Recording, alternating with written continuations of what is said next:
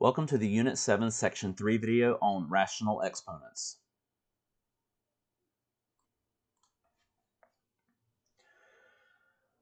The radical symbol is used to indicate roots. So we have pieces of our radical symbol here in our notation. The index is a small number to the left of the radical symbol that tells you which root to take. If there is no index, it's understood to be 2 for a square root. If it's 3, it would be a cube root. If it's 4, it would be a fourth root, and so on. And the radicand is the expression under the radical symbol. So in this instance, it's x. The radical symbol is used alone to indicate a square root or with an index to indicate an nth root. So for example, a radical symbol with an index of 3 represents the cube root. Since 2 to the third equals 2 times 2 times 2, which equals 8, the cube root of 8 equals 2. So what does a radical symbol do? It undoes a power. It is the opposite operation of a power. Another way to write nth roots is by using exponents that are fractions. For example, for b is greater than 1, suppose that the square root of b equals b to the k. So let's investigate this. If we square both sides, squaring a square root undoes it and you get b to the first. We use our power to a power rule to get b to the 2k on the other side.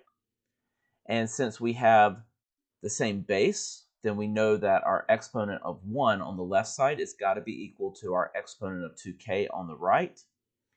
And then if we divide each side by 2, we get that k equals 1/2. So if you go back to the beginning, we have the square root of b is equal to b to the k. We can now replace k with 1/2.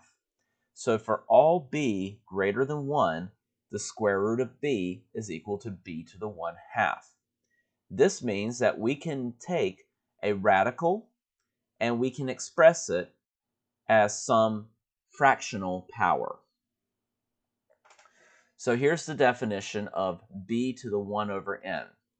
A number raised to the power of 1 over n is equal to the nth root of that number. So for example, you see that 3 to the 1/2 is the square root of 3. 5 to the 1/4 is the fourth root of 5. 2 to the 1/7 is the seventh root of 2. So for this example, let's convert each to radical form and simplify if possible. So let's start with 8 to the 1/3. 8 to the 1/3 is the same as the cube root of 8, which is equal to 2. X to the 1/3 is the same thing as the cube root of x. The quantity xy to the 1/5 is the same as the fifth root of xy. So you notice that when we have 1 over a denominator, that denominator is your index for your radical. 16y to the 1/2 is the same as the square root of 16y. And we know that the square root of 16 is 4, since 4 times 4 is 16. So we can simplify that to 4 times the square root of y.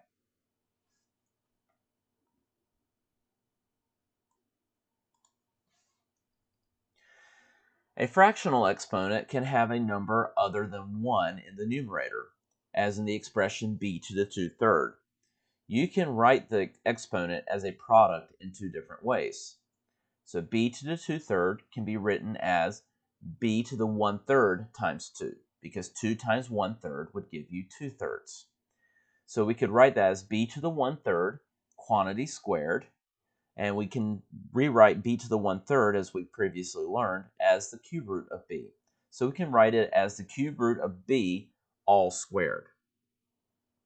But we can also, because of the properties of multiplication, write it as b to the 2 times 1/3, where the 2 comes first. In this case, we would have b squared to the 1/3, so we would have the cube root of b squared. So what this means is that we have two different options in how we can write a fractional exponent. You can write it as the radical to the power, or what's on the inside to the power taken to that radical. So for example, you see there in the middle, 8 to the 2/3 can either be the cube root of 8 quantity squared, or it can be the cube root of 8 squared. In both cases, it will get you to 4 in the end.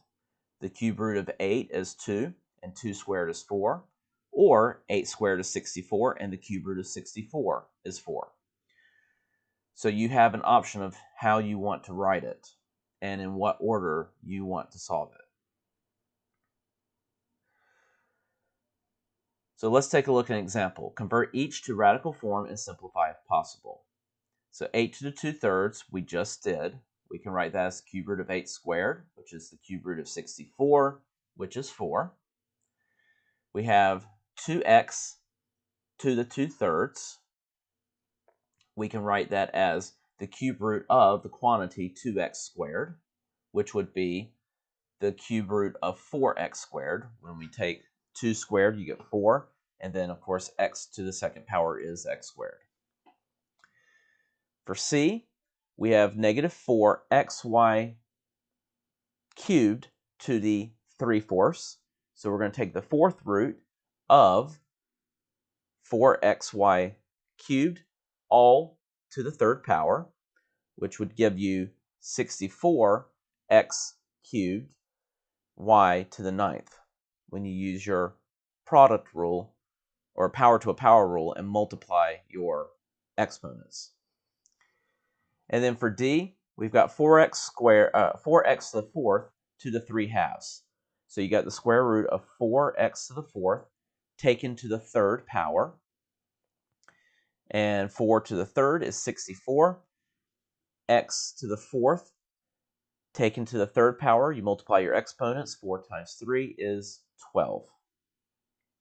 And then there's one more step that we can take because 64 is a perfect square.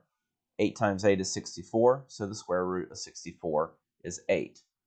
You can also take the square root of x to the 12th.